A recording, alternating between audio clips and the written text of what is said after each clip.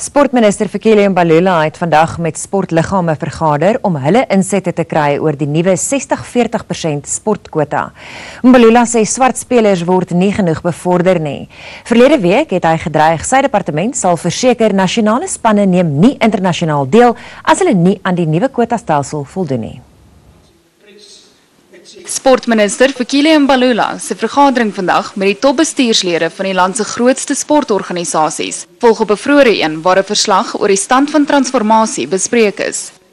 Dit het gehandel oor die land se gewildste sportsoorte en die syfers het Mbalula woedend gehad. Sy departement het terstond besluit die 50-50 kwotastelsel moet na 60% swart verteenwoordiging verander word. Mbalula sê transformasie is nooit opgeskort nie en dat daar nou selfs harder gewerk word om dit te implementeer. Sou sportliggame nie gehoor gee aan die nuwe 60% kwota nie, gaan die departement alle borgbystand en ondersteuning stopsit.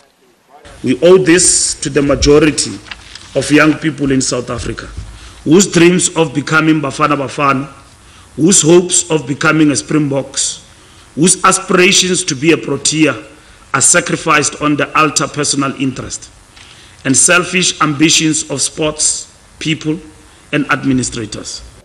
Die verslag wys ook transformasie in sport het die afgelope 20 jaar grootliks misluk. Mbalula wil nou weet wat sportliggame gaan doen om dit te verander. We have to stand up on some of the issues when we are called upon to stand up. Mbalula sê die aangepaste kwotas gaan vir alle sportliggame geld.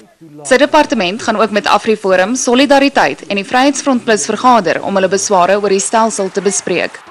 Karen Labeskagni, Janice, Johannesburg.